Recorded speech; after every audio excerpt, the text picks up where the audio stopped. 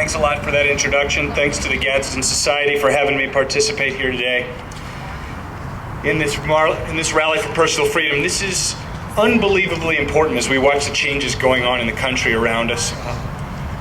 As Dave mentioned, I blog at my own site and many other sites, and for most of it, I don't get paid anything. I do it because I'm deeply concerned that my children, the youngest of whom I'm using as a prop today, are being consigned to a life that is less free, less prosperous, and less American than the life that I've known and the life that my parents known, and it concerns me greatly. In the past few years, both political parties have assaulted our liberty and our Constitution, and the pace of those attacks has only increased in recent months as a tsunami of economic fascism has crashed into our economy. And I do not use the term fascism as hyperbole. I am not intending to conjure up images of swastikas or jackboots. What I'm talking about is the initial fascist construct of government deep involvement in economy and government domination of business. It's a different approach than the socialist direct attack on private property, but it gets you to the same place. As Gerald Ford said, any government big enough to give you everything you want is strong enough to take everything you have. So as long as I'm using my son as a prop, let me introduce him. Most people get introduced by their first names, but I'm going to just tell you today my son's middle name, which is Rand.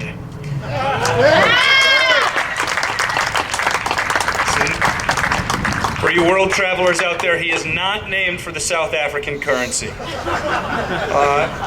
fact, I might just hand him off to Lenina so I can be hands-free for a moment. Rand is a name that puts a lot of pressure on someone to stand up for principles of liberty and limited government and the ability of an individual to make a difference.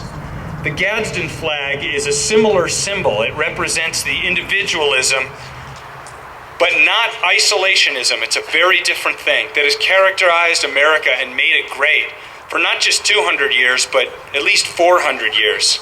Now, of course, my son is not old enough to fight for himself, but I'm old enough to fight for him and my 3-year-old daughter and my future grandchildren and your children and grandchildren, whether or not you want my help. So I blog almost every day, but I do other things. I call into radio shows, I write letters to editors, I contact elected officials. Maybe most importantly, I speak with friends and friends of friends, not to support a political party, but to support principles of liberty, limited government, and free markets. And I want to emphasize, these are not academic concepts which lost their use after President Reagan left office. They've not been left in Marx's dustbin of history as much as so many of our more powerful politicians would enjoy that. These concepts deserve our energetic and full and continuous support because they deliver the most fulfilling, most prosperous, safest, healthiest, freest life that a person or nation can aspire to. Life, liberty, and the pursuit of happiness is what has made America the greatest country in history.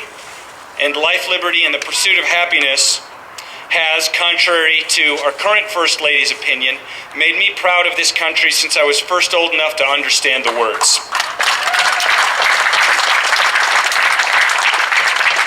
What I would not be proud of is, in 20 or 40 years, when my son looks up at me thinking back at this time in the history of America, this time in the history of Colorado, and asks me, "Dad, how could you let this happen?" If I can't honestly look him in the eye and say, "Son, I fought my heart out for you." So I urge you, get involved, support the Gadsden Society and other organizations that fight for your liberty. Don't forget, we're here on these Capitol steps for a reason. And as Senator Carroll made some very important points, it is not only the federal Congress in Washington, D.C., and maybe not even primarily the federal Congress that is attacking your liberty. You must pay attention to what's going on at your state, in your state. Make your voice heard. And one thing that I thought that I want to leave you with that most politicians and special interest groups don't want you to realize is that you have a lot more power than you believe. Thanks for listening.